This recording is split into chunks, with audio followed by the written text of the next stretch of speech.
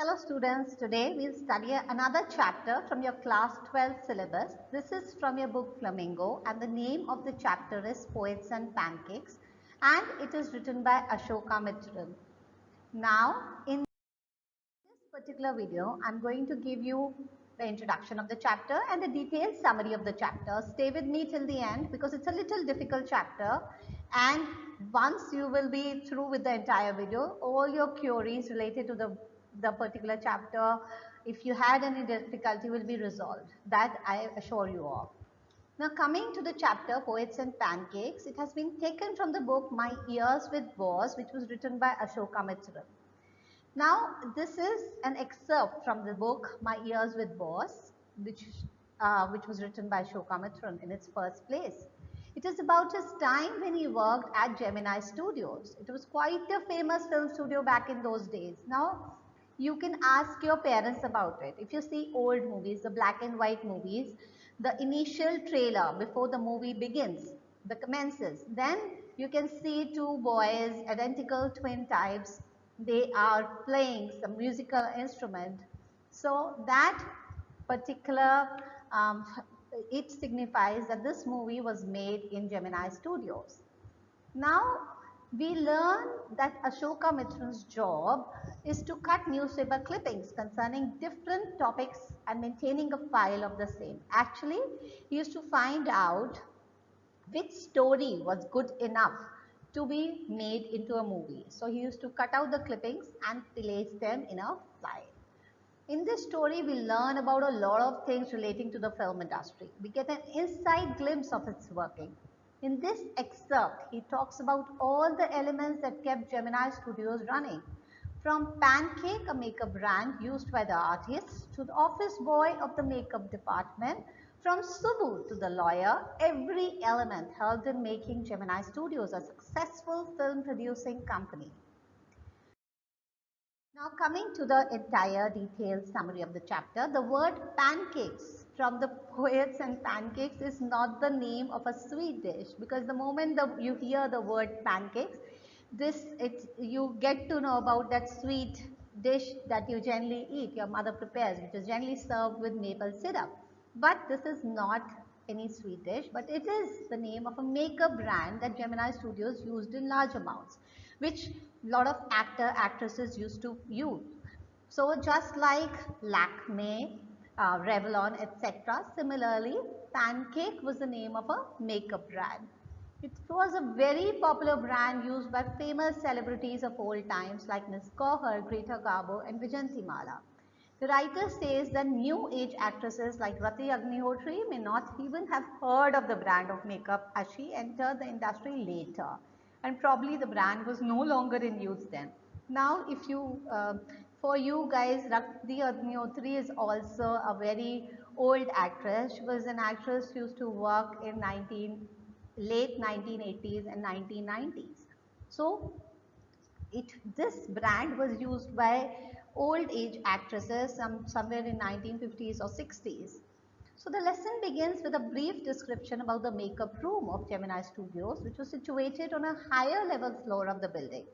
The place was earlier believed to be Robert Clive's stables. You know what is a stable? Where you keep horses.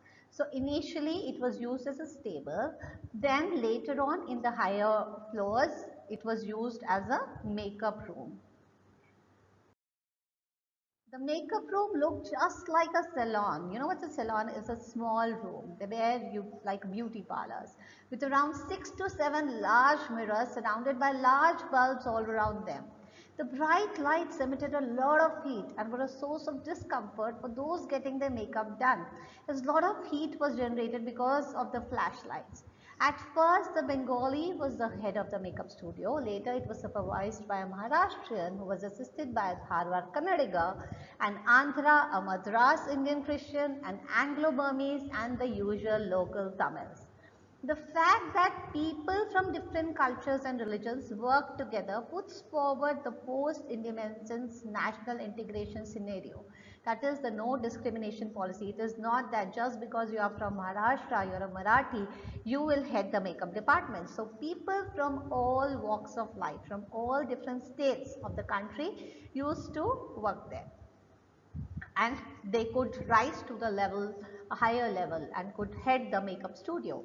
It shows that people were united way before All India Radio and Doordarshan raised the concept. Why All India Radio's example has been given? Because All India Radio was one channel which was like, suppose if you tune in to 98.3 FM, so you will be able to hear whatever is going on in the radio if you are there in any part of the country. So basically they were considered to be Doordarshan and etc. Similarly, if you tune into any channel, you can see the same channel running throughout the country. So just like any large organization, the makeup studio followed a strict hierarchy where the chief makeup man was responsible to do the makeup of the lead actors and actresses. He did not do the makeup of the side heroes. His senior assistant used to do that of the side hero and heroine. The junior assistant was responsible for the makeup of the main comedian, and the office boy, the junior most person in the makeup department, was responsible to do the makeup of the crowd, that is the extras in a movie. Their whole idea was to cover each and every blemish on a face for it to look good on the screen. The office boy at Gemini Studios was not a boy, but a man in his early 40s. But you used to call him an office boy only because although he was a man. He used to write poetry, and like million others, he joined the studio with the dream of becoming an actor or screenwriter or director or lyricist. You will come to know that a lot of people go to Mumbai hoping to become an actor, a senior actor or a director, but end up taking up very small roles. And same was the case of an office boy. He was a very good poet, but he was doing the work of a makeup person. The duty of Ashoka Mitran in Gemini Studios, the writer of the poem, this is his actual picture, was to cut out newspaper clippings on a wide variety of subjects and store them in files. He was given a small cabin with French windows. French windows are those windows from where you can see what is going inside, the glass windows. Considering the nature of his job, most people thought his job is a very insignificant one. Therefore, people took it as an incentive to go uninvitedly in his cubicle to lecture him about doing something real. A lot of people thought, what is he doing? Just cutting newspapers. So they used to barge into his room anytime, disturbing his privacy. Even the office boy would barge in to share his views of how his talent was getting wasted in the makeup department. Thus, Ashoka Mittal would pray for crowd shooting, which was the only way to keep the office boy busy and save him from his stories. He used to wish, "Arey crowd shooting chalti rahe," wish the crowd shooting continues so the office boy is busy and doesn't disturb him at all. Now, the boy from the makeup department was a very well convinced that the main reason for all his misery, why he could not rise to a higher level, was Kotha Mangalam Subbu. Now, this is a picture of Kotha Mangalam Subbu, the actual picture. Subbu was privileged enough to get a better opening in films than the makeup boy, even though he was less educated, because he believed that he was born a Brahmin, because of which he could associate with a lot of well-off people. He was a cheerful man capable of keeping a happy face even after his film didn't perform well. So this boy felt that I am not doing well because of Subbu. Subbu was a very resourceful person. He was well known for his creativity, and everybody thought that he was a perfect fit in the profession of filmmaking. One had to only tell him a scenario and he would come with many different ways to perform it. For instance, when the director asked him to execute a scene in which a rat kills a tigress underwater but takes care of the tigress cubs out of sympathy, Subbu could come up with 14 different ways to perform the scene in a very short span. So this shows his creativity. See, it's such a funny incident where rat is killing a tigress and taking care of the tigress cubs, and how to perform this on scene. So this Subbu could come up with very different ideas to see that the scene was actually conceived in a better fashion. Since Subbu was an extremely resourceful and a creative person, filmmaking was a lot easier when he was around. He alone gave Gemini Studios a unique identity. Not only this, he was great at poetry. He composed various folk story poems and infamous novel Thillanna Mohanambal. Apart from the aforementioned qualities, Subbu was an actor, a par excellence. Whichever role he performed, he had the ability to perform better than the main actors. He was a very good actor, and he treated everyone with sincere respect and affection, so much so that his home was a permanent residence for all his knowns. For example, he came from South India, so all the residents from South Indian, the village that he came from, used to stay at his place, and he used to be their host. Despite being at number 2 position, like he was the second most senior position in Gemini Studios, he was a very welcoming person. Narrator was amazed at the fact that even such a person could have enemies like the office boy. He guessed it to be his closeness with the boss, or because he said nice things about everything and everyone, or simply because he praised the boss to gain favors. Regardless, the office boy in the makeup department wished terrible things for Subbu. Subbu could always be found with the boss, but officially he worked under the story department. So he was part of the story department, like there might be one makeup department, one story department, one direction department, etc., one costume department. He worked under the story department. This department consisted of lots of poets, writers, and strangely, a lawyer was also part of it. Now, the narrator, Ashoka Mitran, talks about the lawyer. The lawyer in the story department was a very good at his job. He talks about an incident that once a high-tempered actress started throwing tantrums on the set, leaving everyone stunned. While he went and secretly switched on the recording equipment, she started shouting at everybody, this is not right, this is not right, this is not right, because obviously she was an actress, she could shout, she had the privilege of shouting. The post had gone into her head. He played it when the actress paused for breath, leaving her shocked. So, so this lawyer recorded whatever she had said, and when she took a pause while shouting, he played, this is what you were saying. Now this lady went in a state of shock. There was nothing offensive in whatever she had said, but the way she was talking, her problematic tone, her volume, her tantrums sent her into a trauma which was hard for her to recover from. So she could not come out. This is the change in me. Am I talking like this? Have I become a person like this? So that marked the end of a short but brilliant acting career. And she never played any part after that. She went into a state of depression. And the legal advisor was responsible for it somehow. Now, the lawyer wore unique clothes, different from the usual uniform that consisted of a dhoti made of khadi fabric and a slightly oversized khadi shirt. Rest everybody used to wear khadi clothes, but he used to wear a proper suit. He was generally seen in wearing pants, tie, sometimes a coat. He was very close to the boss, and once he convinced the boss that let me produce a film of my own, which although a lot of makeup was used in the film, lot of mirch masala was used in the film, but did not do well. Eventually, the boss shut down. The boss name is Mr. Vasan, who is the number 1 at Gemini Studios. Mr. Vasan shut down the story department. So the narrator expressed it in a sarcastic way that this was perhaps the only incident in human history where a lawyer had to lose his job because the poets were asked to go home. Since the story department was closed, the poets were rendered workless along with the lawyer, so they were jobless. So the Gemini studio was frequented by famous poets like S.D.S. Yogiar, Sangu Subramaniam, Krishna Shastri and Harindranath Chattopadhyay.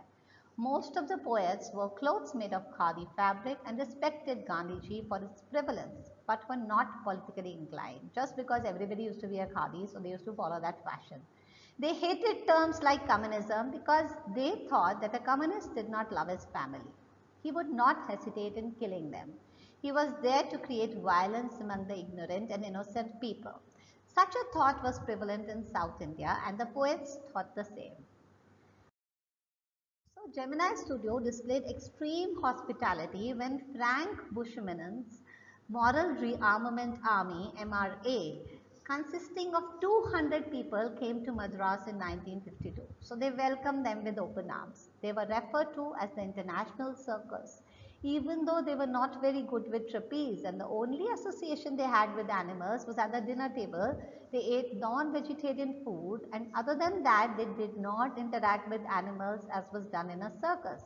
So basically their aim was to spread communism, anti-communism, and they were doing it in the facade of an international circus. So they had produced two plays. One was Jotham Valley. You have to remember the name of the place, Jotham Valley and The Forgotten Factor. And both the plays had beautiful sunset and sunrise scenes and the white background they used for performing those plays. These were later incorporated by Gemini Studios in their future shooting. So Gemini Studios also later on started using sunset and sunrise scenes and white background. The MRA, the Moral Rearmament Army, was opposed to communism, and people like Mr. Vasan, who was the owner of the studio, was suffering at their hands.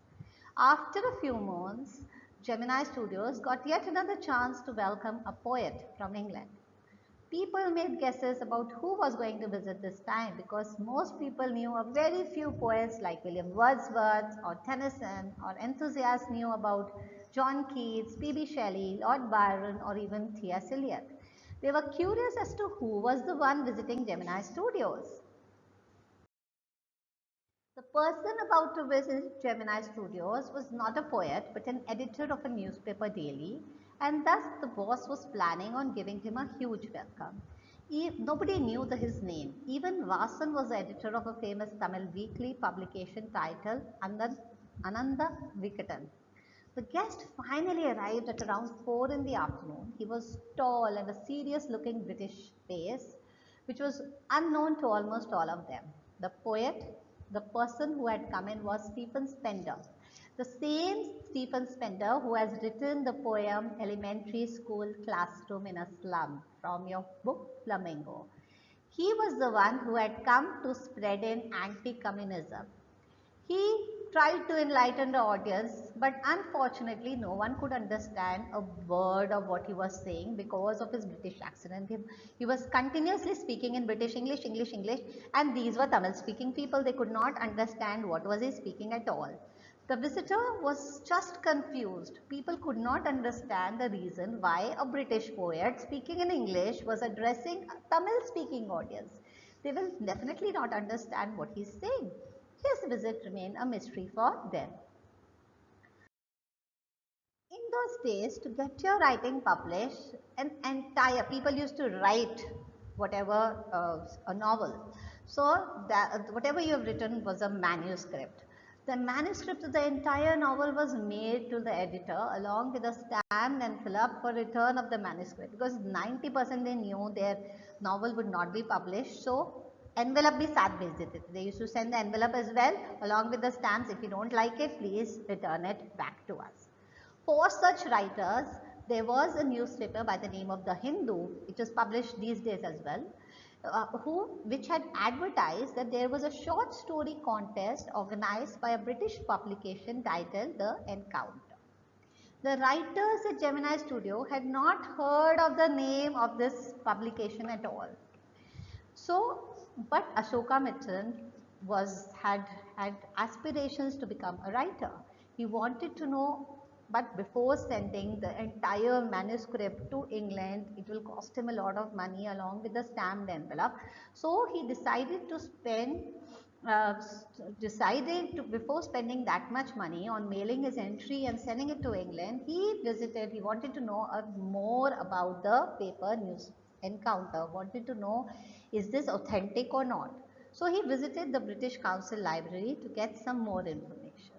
At the library, he saw many copies of the encounter, and the editor's name of the newspaper was Stephen Spender, the same poet who had come to give them lecture on anti-communism.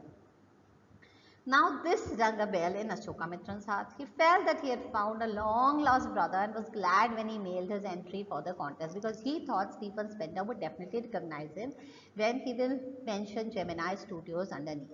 So just like, suppose you must have heard, like if you go to New York, all your relatives, अरे वो तो वहाँ New York में रहता है, this person stays in New York, they keep on telling. So they believe that entire person is everybody they know is in New York. So similarly, he thought that probably Stephen Spender would recognize him by the name of Gemini Studios. So many years later, when the writer finally left Gemini Studios, he had plenty of free time because he was not working, but obviously he had no money because he had no job. So he always looked for discounted products. So bhi sasta mil jaye, anything which was cheap. So discounted goods on sale attracted him.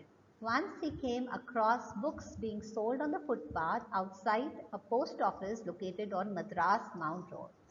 They were priced at just 50 paisa each. He paid 50 paisa and took a copy of the book titled The God That Failed. In that book, it had 6 essays by 6 famous men who wrote about communism. The writers were Anne Breguet, Richard Wright, Ignazio Silone, Arthur Koestler, Louis Fisher. Louis Fisher is again the writer from the author of Indigo chapter from your book Flamingo in class 12 syllabus, and Stephen Spender from the elementary school. In this book, these poets narrated their journey into communism and how it did not live up to the expectations and failed miserably, became anti-communist once again. So the God that failed, God here stands for communism. So it failed. So initially they thought communism was God and they became communist, and then the God failed. That means communism did not live up to the expectations. So they became anti-communist. How they became anti-communist? So they had described their journey from being a communist to becoming an anti-communist. So if this question is very important, what is the God that failed about? So you will say the God that failed was a book which was being sold for 50 paise at Madras Mount Road. It had 6 essays by famous writers. You can give 2 or 3 names. You know Louis Fisher, you know Stephen Spender. You can talk about Richard Wright. So these people had described their journey from being communist, how they considered communism as God, and later on becoming anti-communist when communism did not live up to the expectations, when the communism failed. So I hope that is all in this chapter. I hope you understood this chapter. If you like this video, do like, share or subscribe. Or you can comment as well. Happy learning. Any queries you can answer in the chat box. Bye.